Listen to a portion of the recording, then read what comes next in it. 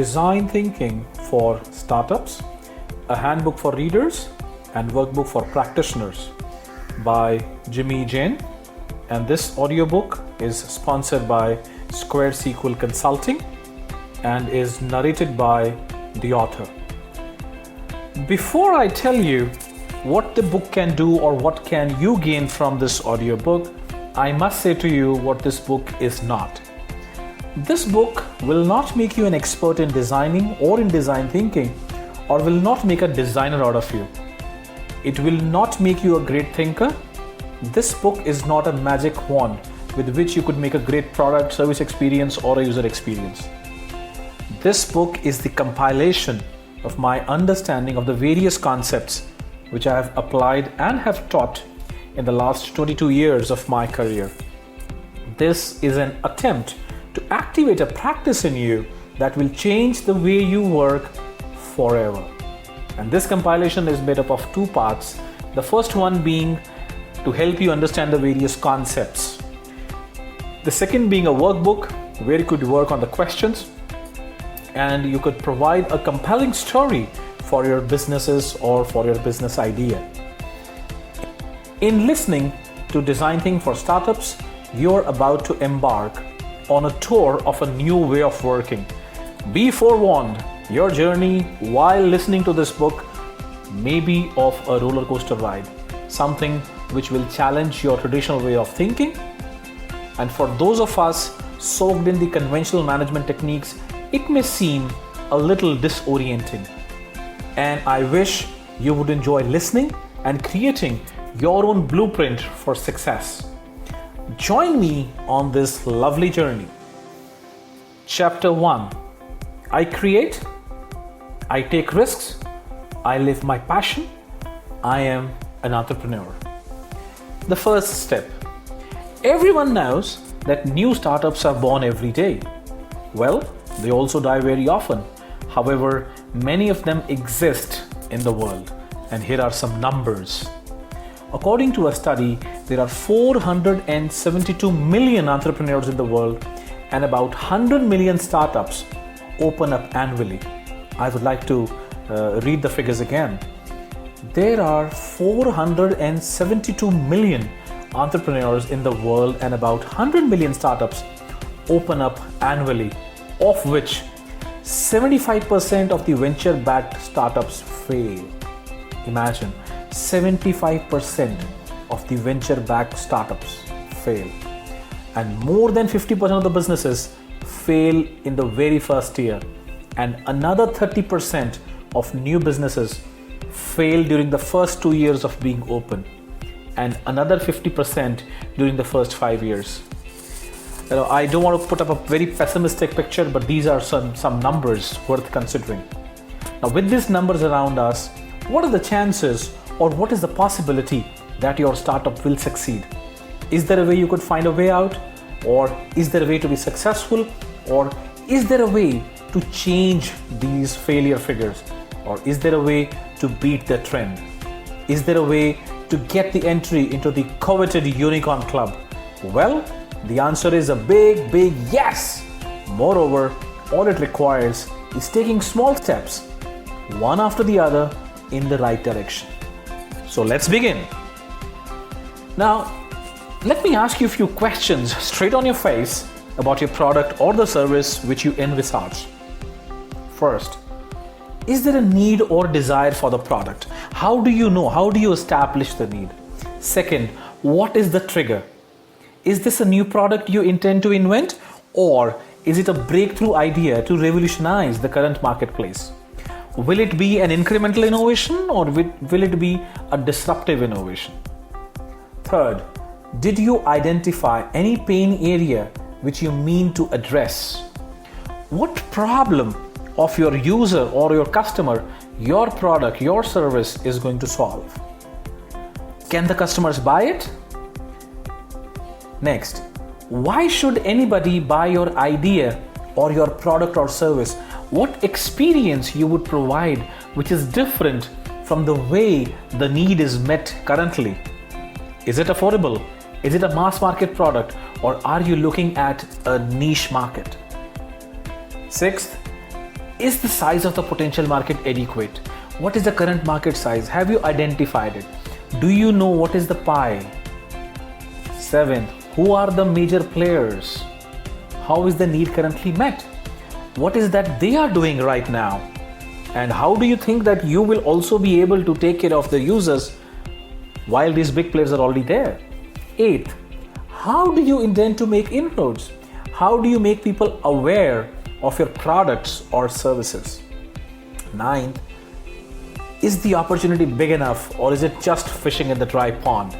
Are you sure there is going to be adequate market? 10th, could it be created with available technology and materials, or would it require a breakthrough of some sort? 11, what is your big idea?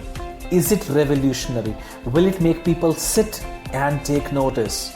12th, will the final product or service satisfy the market? What evidence do you have for that?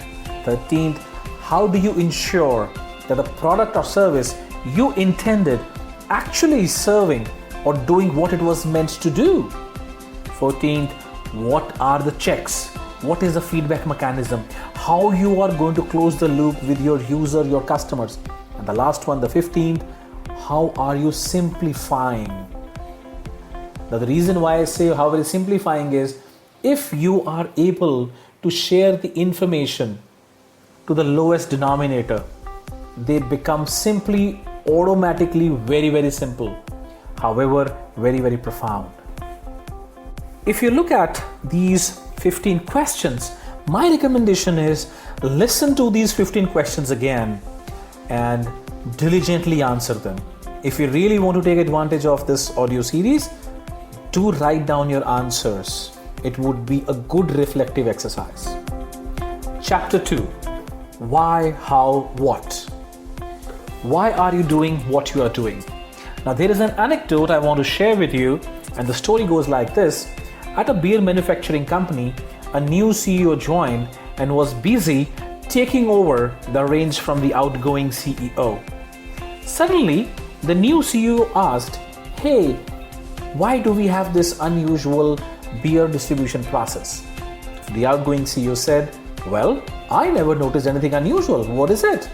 The new CEO said, "Look, on the first 3 days of the week, which is Monday, Tuesday, and Wednesday, the beer is distributed to the distributors who are at a far off locations. On the 4th day, which is Thursday, it is a holiday. And on Friday and Saturday, the beer is distributed to the distributors in the nearby locations. Sunday again is a holiday. Why this unusual pattern?" The outgoing CEO pondered for a moment and said, "I don't know, but I'm in touch with my predecessor. If you think it is important, I can ask him." The new CEO said, "Yes, it's imperative for me to know. It's important." At that point of time, the outgoing CEO called up his ex-boss and shared the issue. The ex-CEO thought for a moment and said, "Well, I don't know, but I'm in touch with my predecessor. If it's important, I can ask him." The outgoing CEO looked at the new CEO and the new CEO nodded, "Yes, I must know the reason." The ex-CEO responded that my predecessor lives in a farmhouse on the outskirts of the city. He is now 92 years old and we have to go to his place to understand the reason.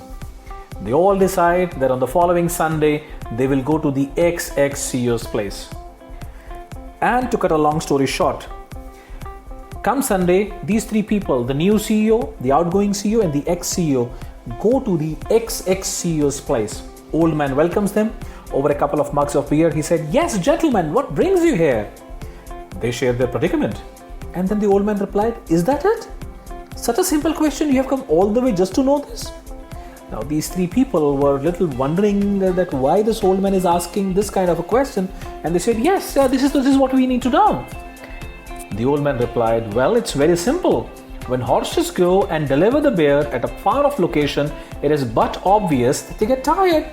So we give them rest on the 4th day, which is Thursday. Friday, Saturday, we send them to the nearby locations, as they have a long journey from Monday onwards. But why do you ask such a simple question?" Now these three men looked at each other in amazement and said, "My goodness, we have been using trucks for last 20 years. Though the horses were replaced by the trucks, no one questioned this particular process. The why was missing. Ask yourself how often we get into a rut. In our pursuit to achieve so many things, we become so robotic and we fail to ask questions. Why do we do what we do? And let me give you some food for thought as you listen to me. When was the last time you did something for the first time? Why are you doing what you're doing? Well, if you ask me, if the why is clear, the how will automatically happen. Energy and enthusiasm will drive the how, but the key is why. And I want to share something which I learned from Simon Sinek, a British-American author, a motivational speaker, and a marketing consultant. He's also the author of a couple of books, including the bestseller Start With Why and How Great Leaders Inspire Everyone to Take Action. He propagates the golden circle, which is an interesting alternative perspective to existing assumptions about why some leaders and organizations have achieved such a disproportionate degree of influence. The core is why. It's not what or how. All the companies know what they do. It is irrespective of their market size, their marketplace, and their product category. Most organizations on this planet also know what is their unique selling proposition and how are they different. However, very few organizations come up with a clear purpose or meaning, or to simply put, why do they do what they do? Why here means their belief, their core, their purpose. I have met so many entrepreneurs, wannabe consultants, or startup founders, and it pains me when people start something just to make money. I'm not saying earning money is bad. However, is that the purpose of your organization? Money is always a byproduct. And people ask me, what is it I do? I don't tell them that I'm a professional speaker or an author or what my organization does. I simply say, I make an attempt to make successful people more successful. To me, every individual I meet is successful, though with the varying degrees of success. And every time I speak in front of people, I see an opportunity to make a difference in someone's life. As I narrate this audiobook to you, I see an opportunity to make a difference into the life of the listeners of this book. And I firmly believe money is the byproduct of the services provided. Money follows talented people. Let me repeat, money follows talented people. Chapter 3. There's a way to do it better? Find it. What can startups do to succeed? Innovation today is a survival strategy. If you do not, someone else will move forward. And today, design is not only vital for designers alone, it is for everybody. Let me share an example of one of the most admired companies, which is Apple. On 15th March 2012, the day before its new iPad became available, Apple's share price reached $600 for the first time, signaling solid financial strength and future growth prospects. All this as the world economies and the business continued to recover from the worst recession since the Great Depression. With a market capitalization of about $550 billion and annual sales exceeding $100 billion, Apple was worth nearly 3 times the industrial giant General Electric. It exceeded the value of Sony Corporation by a factor of 25 and became the most valuable publicly traded company in the world. All the more amazingly, a scant 20 years earlier, when Steve Jobs returned to Apple, the company's share price had hovered around $5 or so. The future was uncertain. Jobs, after all, had already been fired from the firm he co-founded almost a decade earlier, and he was coming back when the company was nearly written off. Even so, through that difficult period, the core commitment to product design and development had stayed alive. From 1976 onwards, Apple has been considered a leading designer and integrator of computer hardware and software. And by 2012, it had fundamentally changed the computer, music, mobile telephone, and retail industries through its sleek products, innovative stores, and new business models. And moreover, the iPad tablet computer accelerated the transformation of the publishing business. Apple stores had some of the highest revenues per square foot in the retail sector. Its applications, the App Store, had achieved 1 billion downloads only 9 months after the launch in 2007 and reached 25 billion by March 2012. And surprisingly, Apple's radical innovations also came with consistency. Anyone who used the Apple II in 1978 and then picked up an iPhone 3 decades later would find a familiar object. Somehow, the new device was the same as the old one. Same, however different. And Apple's success was not just the result of clever strategic moves or innate sense of market timing. It came from a deep commitment to understanding how people used computing devices and a desire to develop insanely great products. The iPod famously arose from the all-pervasive love for music within the firm. At the same time, this enthusiasm remarkably matched the needs, abilities, and dreams of millions and millions of customers. Moreover, for all these new markets that were conquered, Apple kept an eye on the core computer business. The best part was Apple's application of design thinking tools and methodologies to be successful. In the words of Bill Atkinson, member of Apple Macintosh development team, he says, "Those of us on the original Macintosh team were really excited about what we were doing. The result was that people saw a Mac and fell in love with it. There was an emotional connection that I think came from the heart and the soul of the design team." In the words of Cordell Ratzlaff, a principal architect of the Mac operating systems, he said, "We did the design first. We focused on what we thought people would need and want and how they would interact with their computer.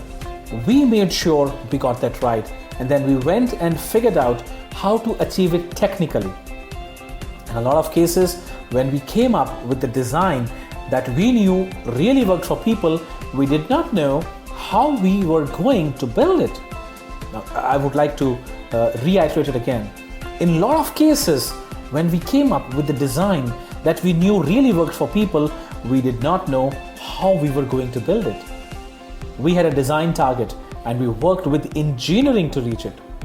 We ended up doing a lot of things that we initially thought were impossible or would take a long time to do. It was great because we were applying a lot of creativity and ingenuity on the design side and when pushing the engineers to use the same kind of creativity and innovation to make that happen. We ended up doing a lot of things that we initially thought were impossible or would take a long time to do. It was great because we were applying a lot of creativity and ingenuity on the design side and then pushing the engineers to use the same kind of creativity and innovation to make that happen. Chapter 4. What is design thinking?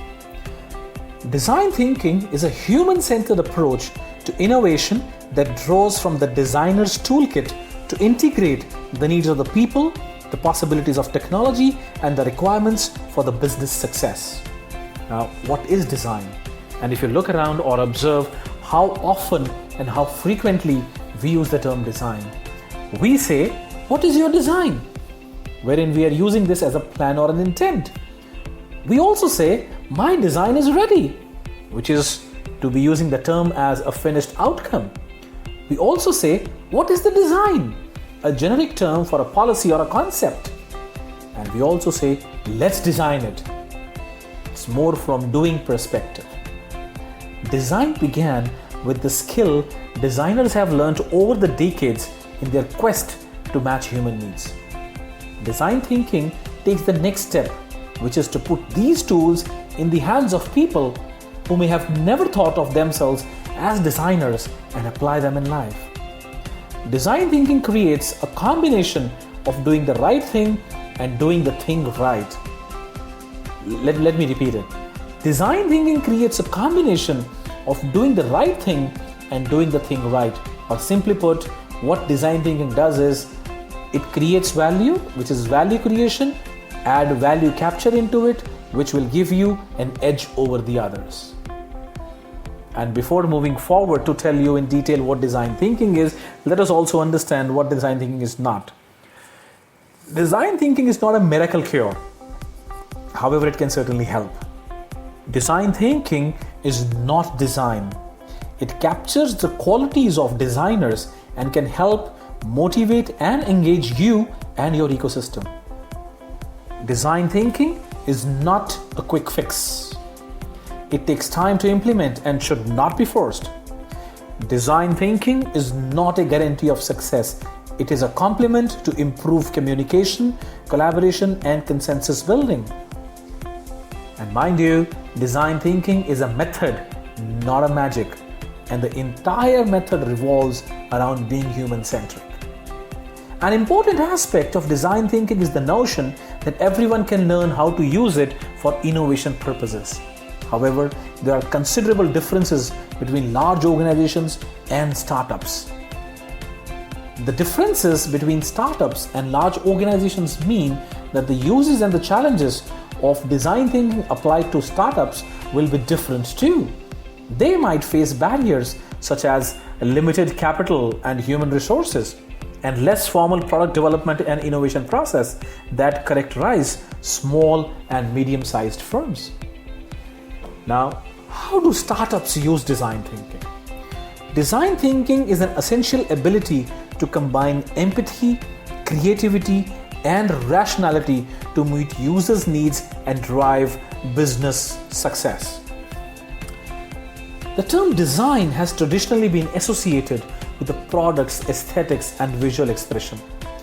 In industries where the products consist of design, such as fashion, interior, architectural design, it is becoming increasingly common to relate design to the ability to solve complex issues, also commonly referred as wicked problems. The expanding use of design have resulted in a need for a way to categorize the different types of design applications. The design ladder developed by Danish Design Center is a scale developed to measure the level of design activities in businesses. The design ladder that measures how the design is used in the organization. Level 1 talks about non-design companies, which rarely use design or design has no role in the organization at all. Level 2. These organizations look at design from purely styling and other aesthetic purposes. And another characteristic is that design is often applied as an add-on. These companies are typically product-oriented companies. Level 3 companies, wherein these companies use design as an organization's process, includes design and designers from the start in any new process. Level 4, which is the highest level, design is an integral part of strategy and part of management decisions. The discussion of design thinking has been mostly associated with the design activities on the top at level 4 or level 3. The discussion of design thinking has been mostly associated with the design activities on the top. At level 3, design is a process, and level 4, design as a strategy. The design ladder model is useful for understanding the distinctions between the different concepts of design and showing how design thinking is related to design. Design thinking is claimed to be a novel and creative approach for organizations to achieve a competitive advantage through improved offerings and customer experiences, or transforming a firm into a dynamic and flexible entity. Now let me share with you the difference between traditional way of doing things and the design thinking way. In no way it undermines the traditional methods. It only talks about the difference which comes in when you start using design thinking. In the traditional methods, we would find out what is the right answer. But in design thinking, we find out what is the right question. In traditional method, we talk of proven processes which can be repeatable. In design thinking, we talk of becoming more intuitive. In traditional method, we design for, and in design thinking, we design with. For traditional methods, we think for insight.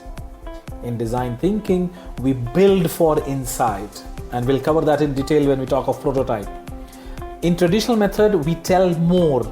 And in design thinking, we listen more. In traditional methodology, we are struck inside.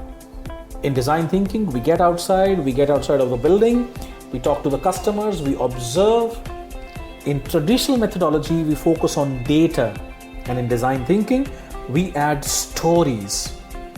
In traditional methods, it is all about events. And in design thinking, it's all about experiences. In traditional methodology, we talk about facts. In design thinking, we talk about feelings, we talk about experience. In traditional methodology, it could be siloed, but design thinking mandatorily creates a collaborative atmosphere. Chapter 5: Deep Dive in Design Thinking.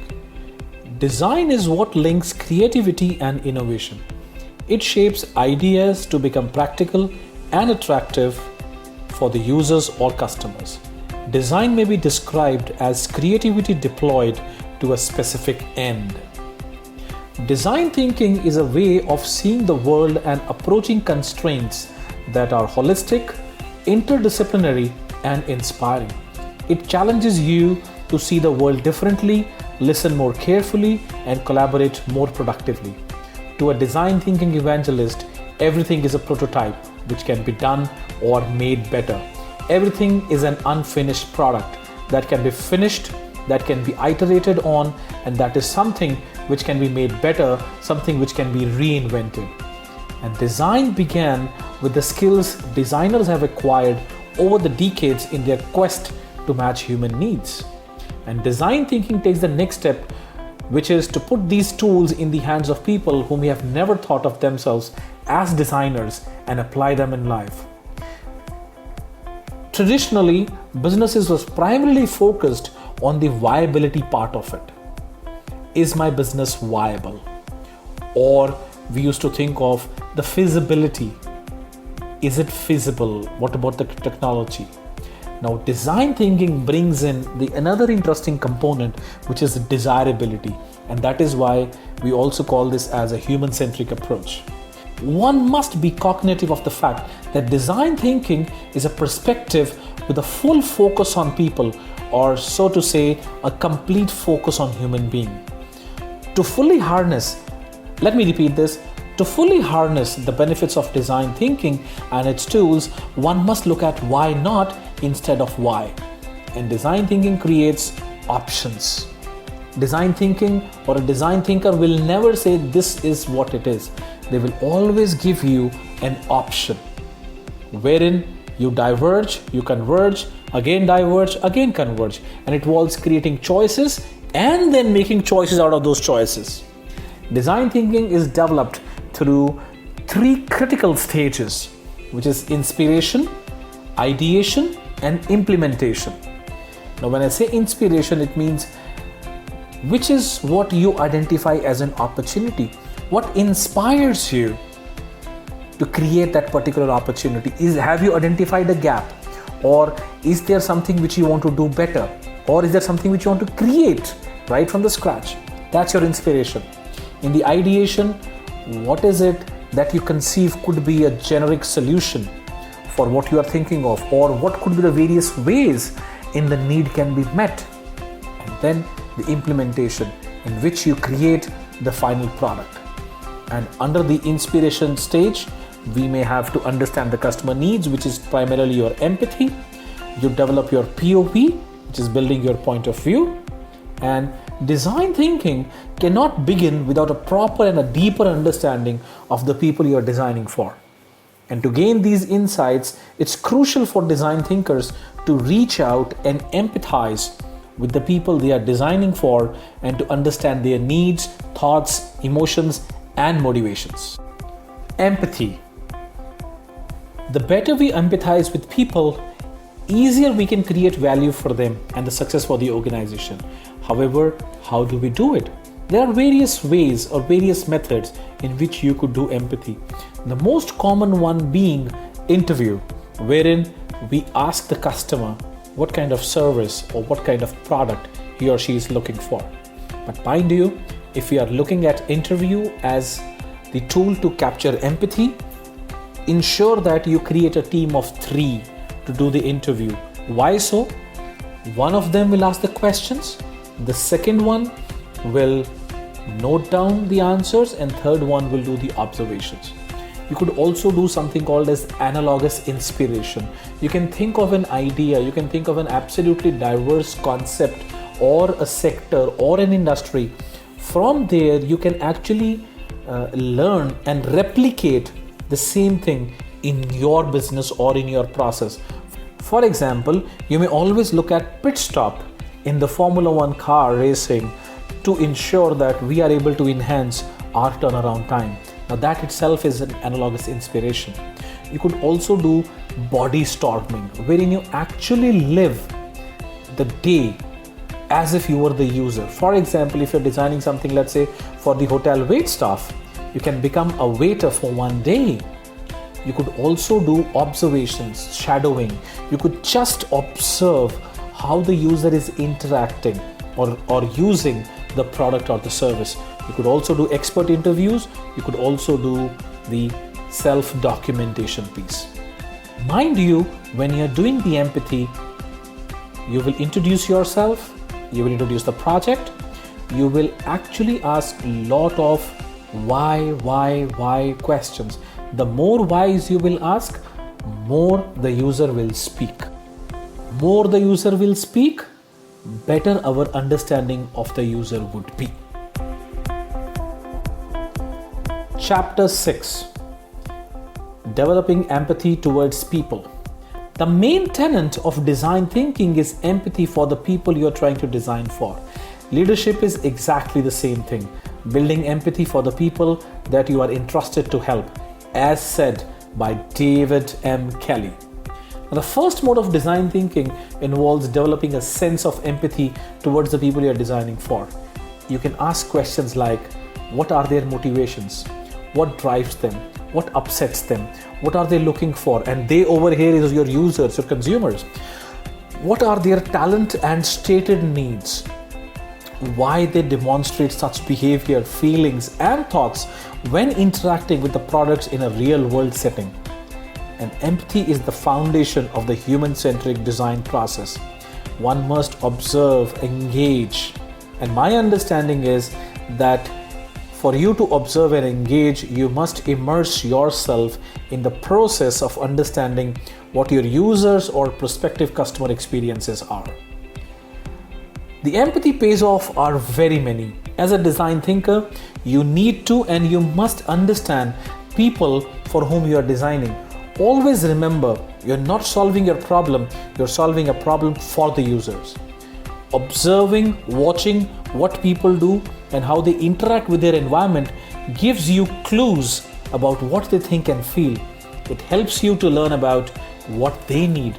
By watching people, you can capture the physical manifestations of their experience, what they do and say.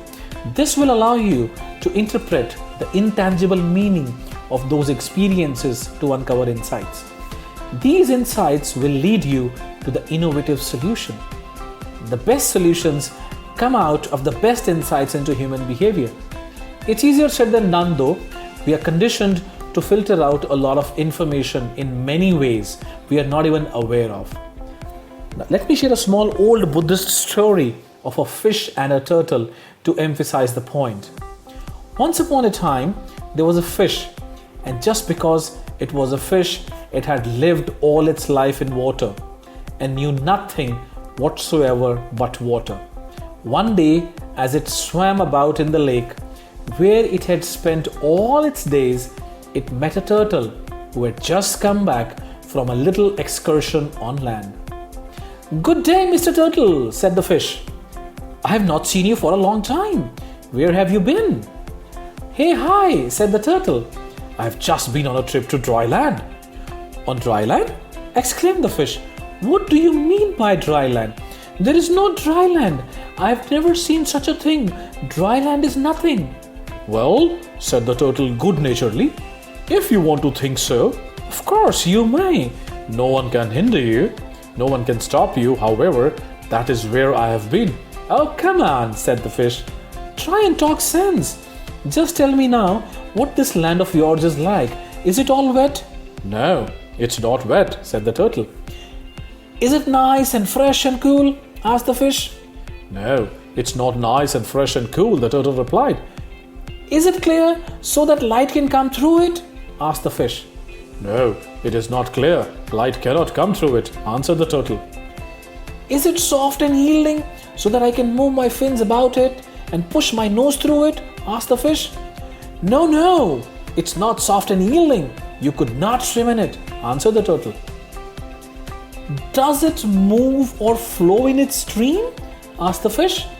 "No, it neither moves nor flows in the streams," replied the turtle. "Does it ever rise up into waves then, with white foam in them?" asked the fish, impatient at the strings of the nose from the turtle. "No," replied the turtle truthfully, "it never rises up into the waves that I have seen." "There now!" exclaimed the fish in a triumphant tone and said, "Didn't I tell you that this land of yours was just nothing? I've just asked and you have answered me that it is neither wet nor cool, not clear, not soft, that it does not flow in streams nor rise up into the waves. And if it isn't one of these things, what else it is but nothing? Don't tell me." Well, said the turtle, "if you are determined to think that the dry land is nothing, I suppose you must just go thinking that way." The above story is one of my favorite anecdotes, and it continues to encourage me to explore and know more. Likewise, we are not even aware of a lot of information which is out there about our users, about our customers. We need to learn to see things with a fresh set of eyes. Tools for empathy along with a human-centered mindset is what gives you these new eyes. Directly engaging with people reveals a tremendous amount about the way they think and the values they hold. Sometimes these thoughts and values are not obvious to the people who hold them. And in-depth engagement can surprise both the designer and the designee by the unanticipated insights that are revealed. The stories that people tell and the things that people say they do are reliable indicators of their deeply held beliefs about the world. And a good design thinker must understand how to uncover needs that people have which they may or may not be aware of, guide innovation efforts, identify the right users to design for, and discover the emotions that guide that behavior.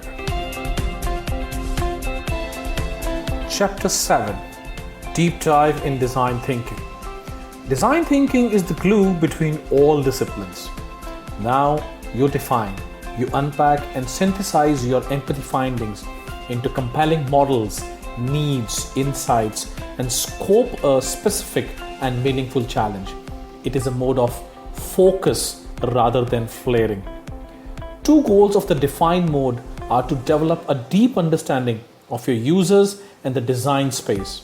And based on that understanding, you have to come up with an actionable problem statement, or so to say, your point of view.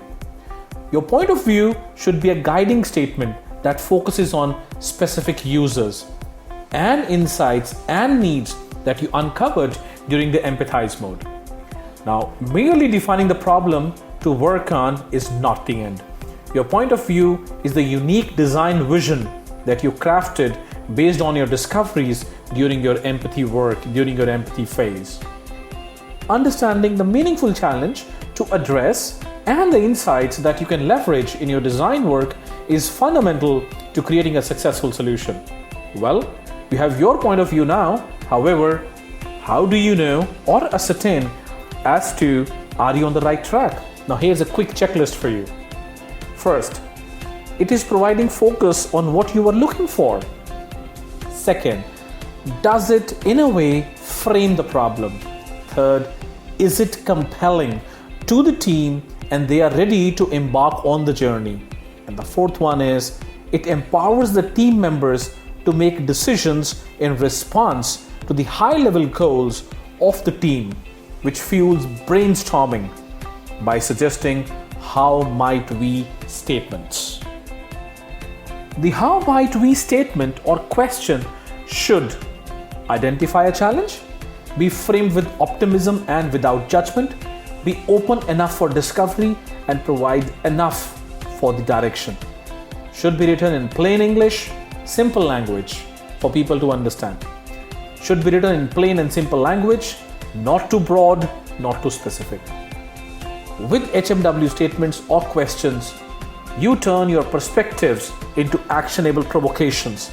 Now you may want to use this checklist as defined by the D School at Stanford: amp up the good, focus on the emotions, take it to an extreme, explore the opposite, questions and assumptions, create an analogy from insight or context, focus in on element. Now, ideating is a critical component of design thinking. In this phase, design thinkers spark off ideas. Now, these ideas are in the form of questions or solutions. And this is done through creative and curious activities for which you need to suspend your judgment.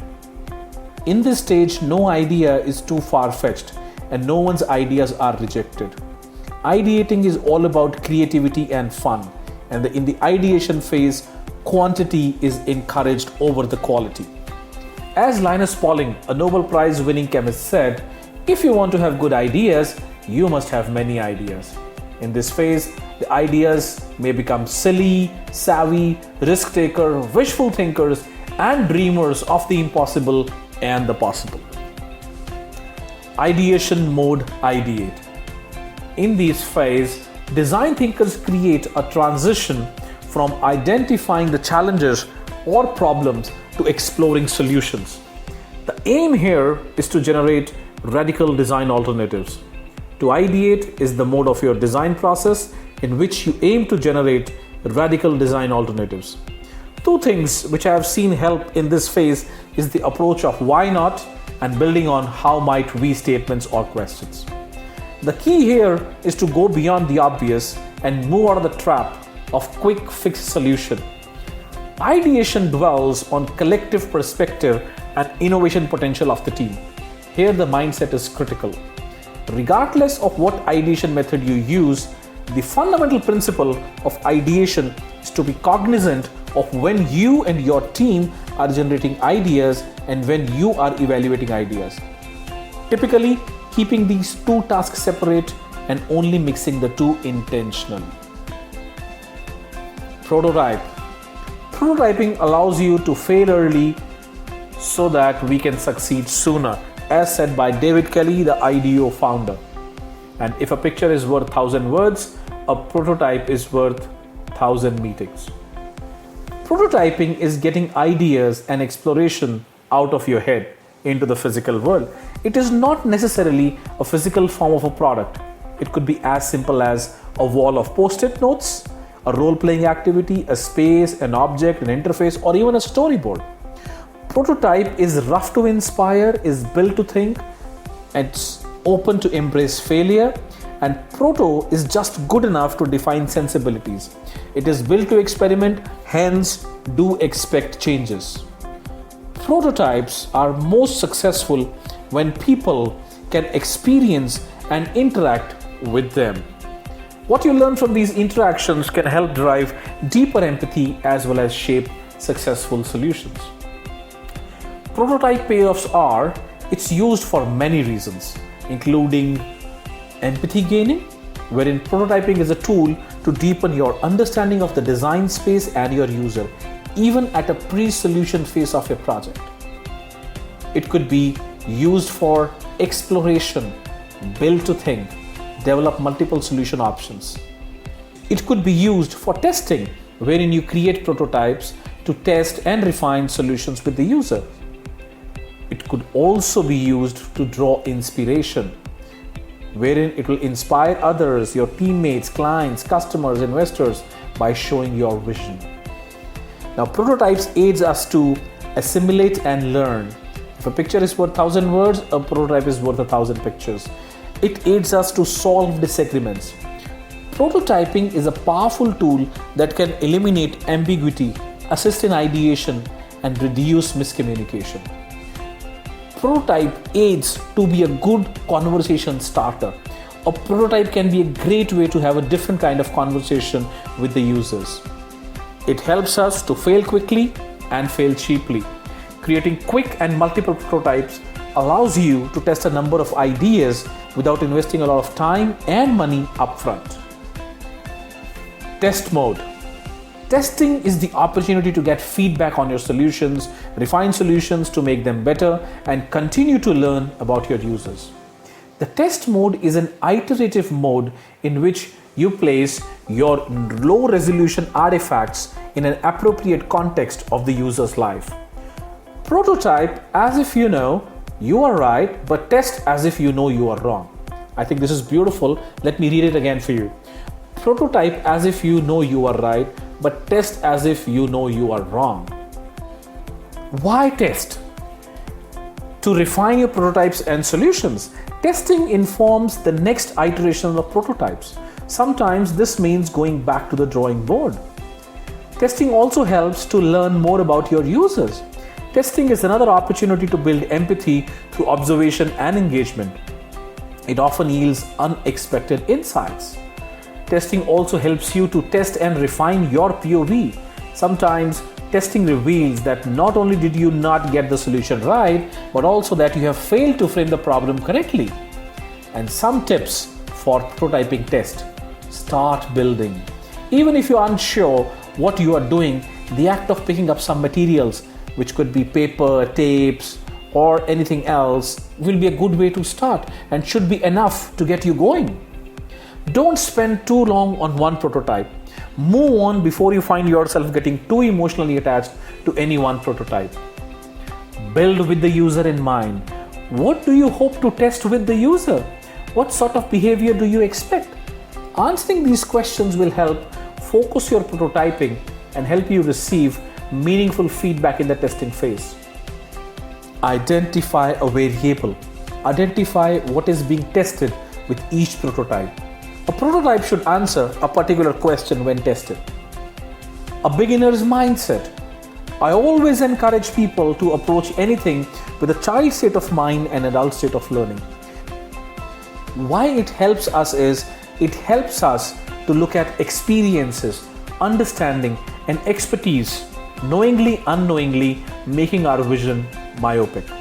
Your assumptions may be misconceptions and stereotypes and can restrict the amount of real empathy you can build. Assume a beginner's mindset to put aside these biases so that you can approach a design challenge with fresh eyes. But the question is, how to assume a beginner's mindset? And the first thing first, do not judge. Just observe and engage users without the influence of value judgments upon their actions, circumstances, decisions, or issues. Second, question everything. Question even and especially the things you think you already understand. Ask questions to learn about how the users perceive the world. Think about how a 4-year-old asks why about everything. Follow up an answer to one why with a second why, so on and so forth. Third, be truly curious. Strive to assume a posture of wonder and curiosity, especially in the circumstances that seem either familiar or uncomfortable.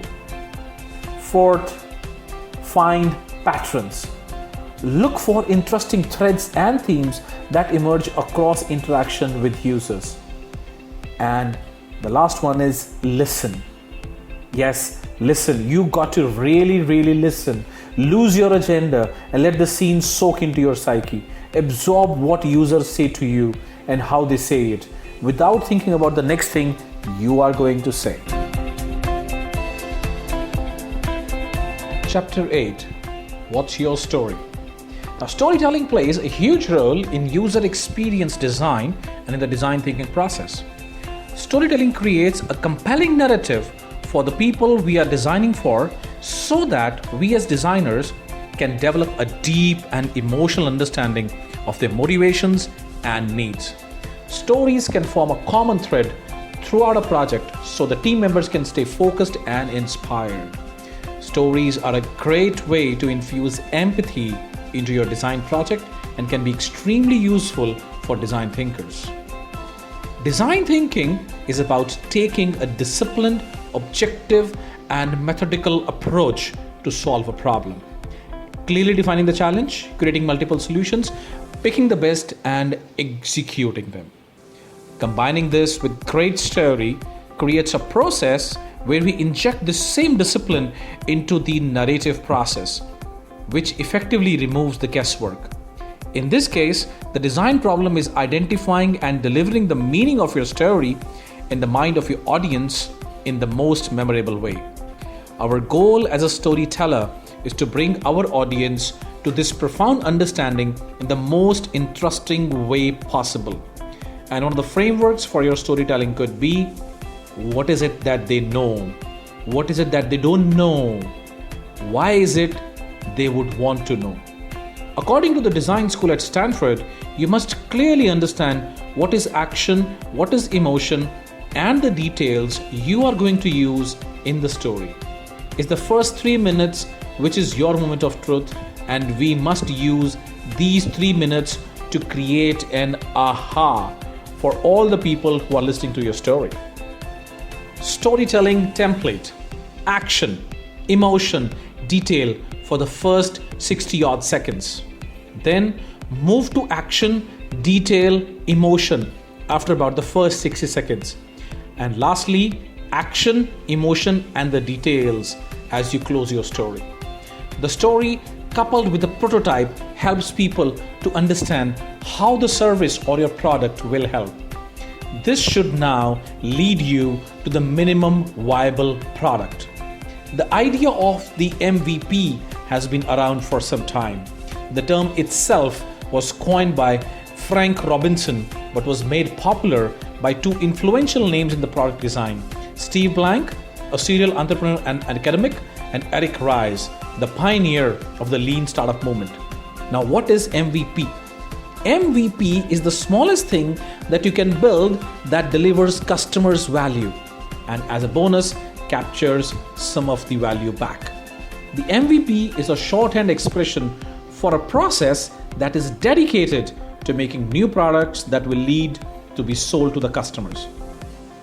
The MVP is a shorthand expression for a process that is dedicated to making new products that will be sold to customers. It assumes that the product will undergo a process of rapid iteration after it has entered the market to reach a more desirable state, or that the product development will be abandoned if the market deems a product unusable or undesirable.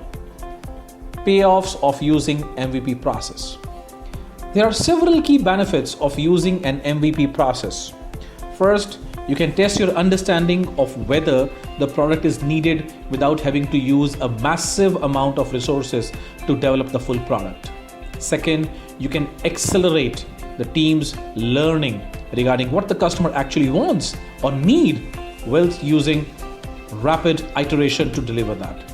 You can minimize the number of wasted hours spent by your development team by focusing on a minimal number of features for the launch. And lastly, you can go to market faster and thus, theoretically speaking, start to raise sales revenues faster than if you develop the fully featured final product for the launch.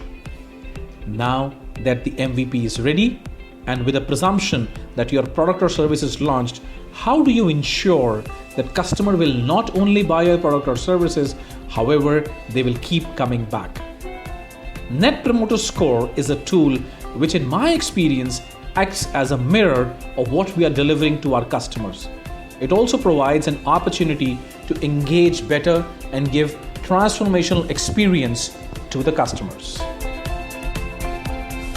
Chapter 9: Net Promoter or Net Promoter Score. Walt Disney said, "Do what you do so well that people can't resist telling others about you." Net Promoter Score is a tool that can be used to gauge the loyalty of a firm's customers. In my opinion, it is better than the traditional customer satisfaction score or CSAT score research and can establish a correlation with the revenue growth. NPS, as it is said, has been widely adopted by more than 2/3 of the Fortune 1000 companies using a very simple metric. Net Promoter Score is a customer loyalty metric developed by, and of course the registered trademark of Fred Reichheld of Bain & Company and SIT Metrics. It was introduced by Reichheld in his 2003 Harvard Business Review article, "One Number You Need to Grow." NPS could be as low as -100, which means everybody's a detractor, or as high as +100, which means everybody's a promoter. An NPS that is positive, that is higher than the 0, is felt to be good, and an NPS of 50 plus is excellent. NPS measures the loyalty that exists between a provider and a consumer. The provider can be a company, employer, or any other entity. The provider is the entity that is asking the question on the NPS survey. The consumer is the customer, employee, or respondent to an NPS survey. The NPS or the Net Promoter Score is calculated based on responses to a single question. How likely is it that you would recommend our company or product or service to a friend or a colleague?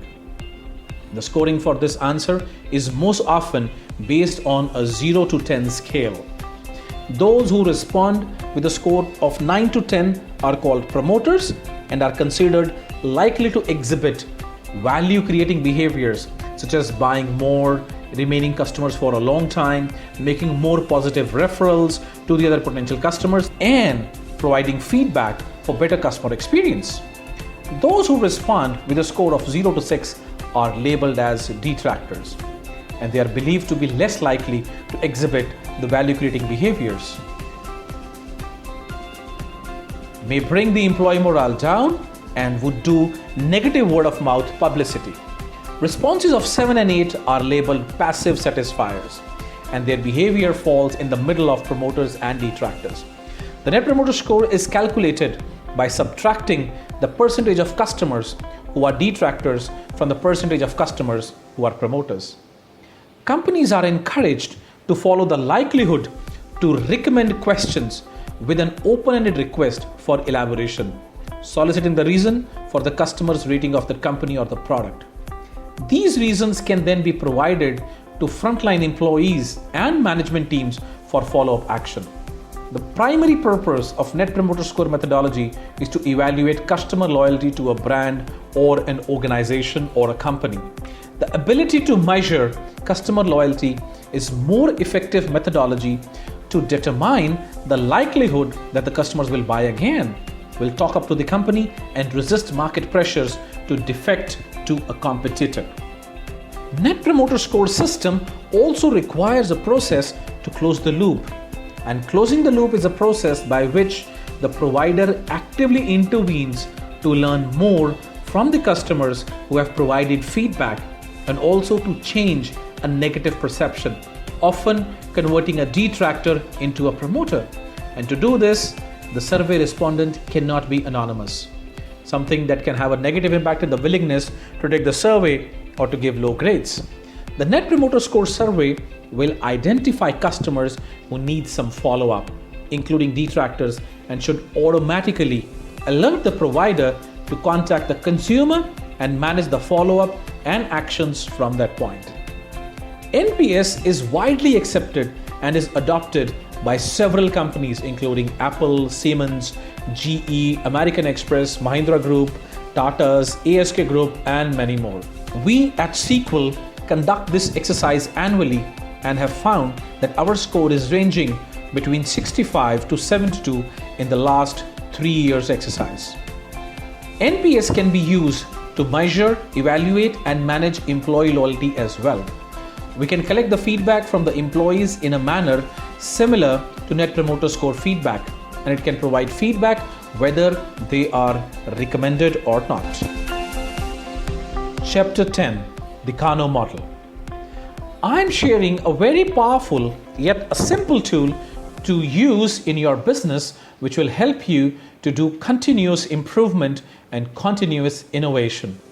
A product or service will only be successful if it is effectively solving one or more critical customer problems.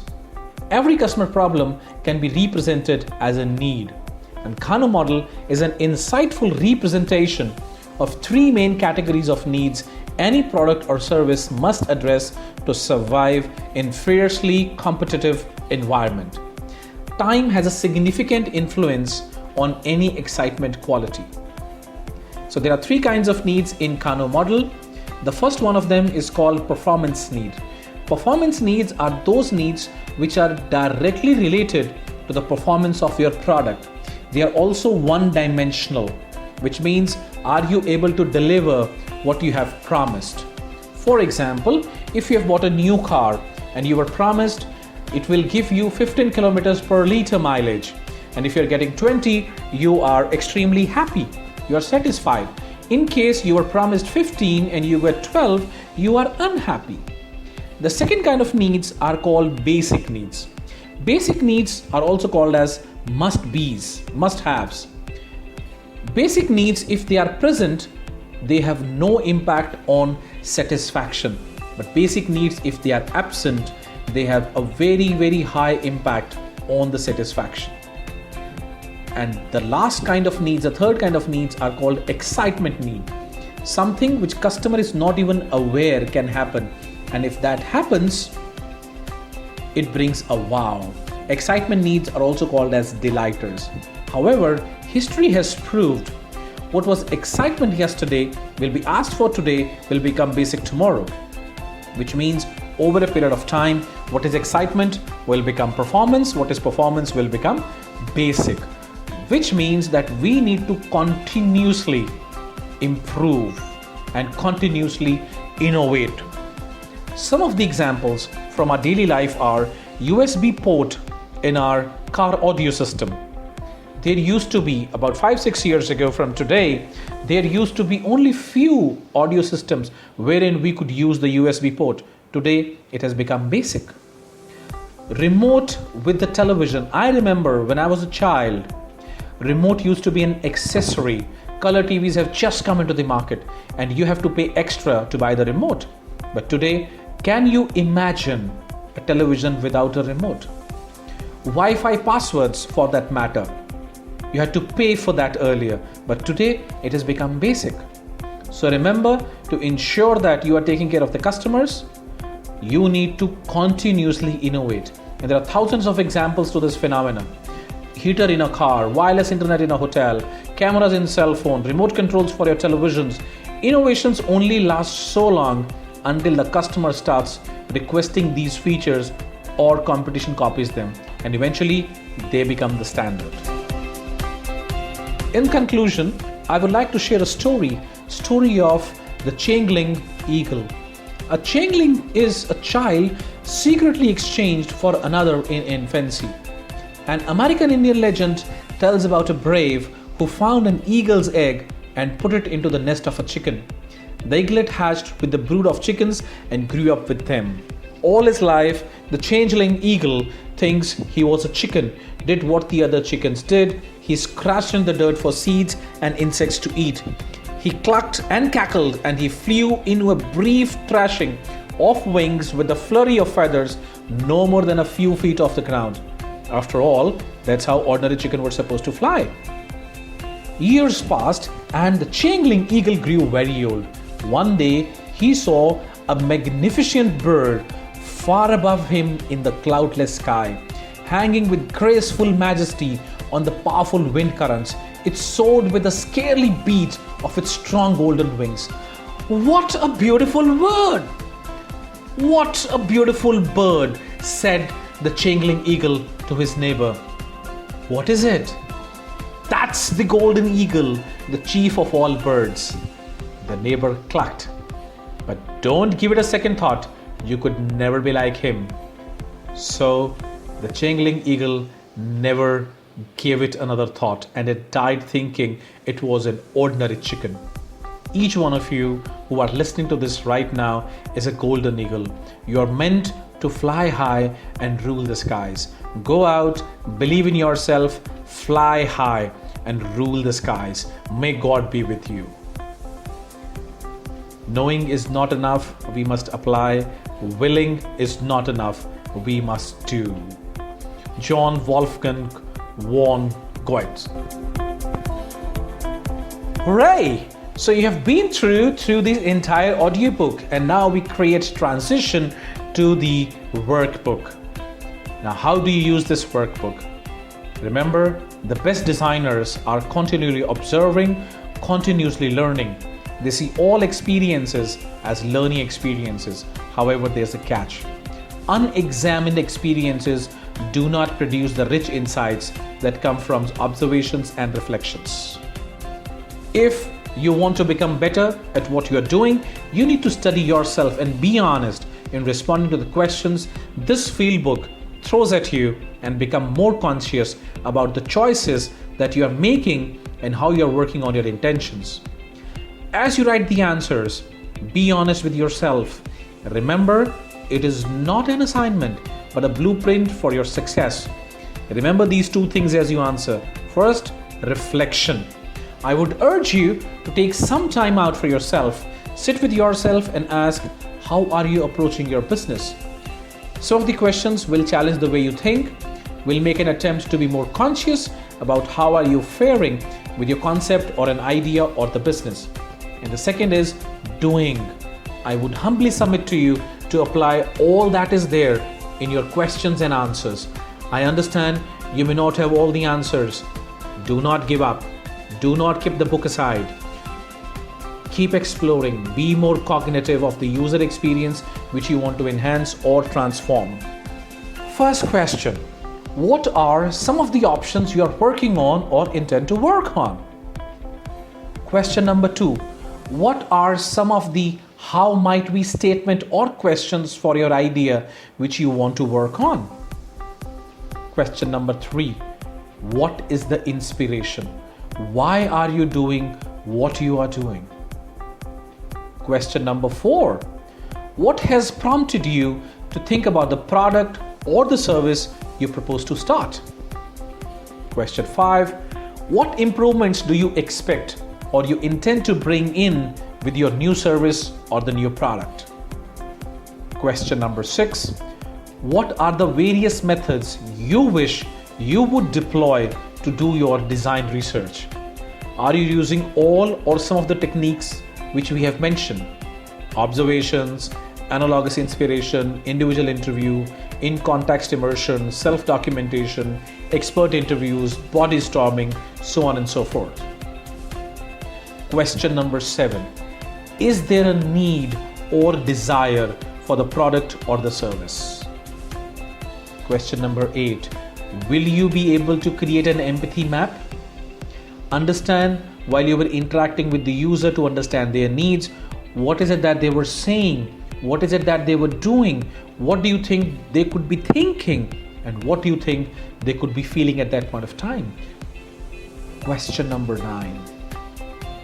What are your observations and findings?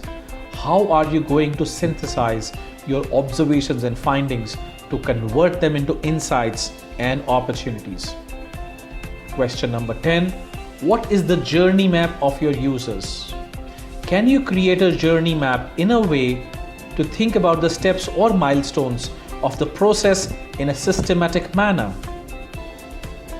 Question number 11. What could be some of the prototype ideas? Is it a high fidelity prototype or is it going to be a low fidelity prototype? Question number 12. What is the user feedback on your prototype?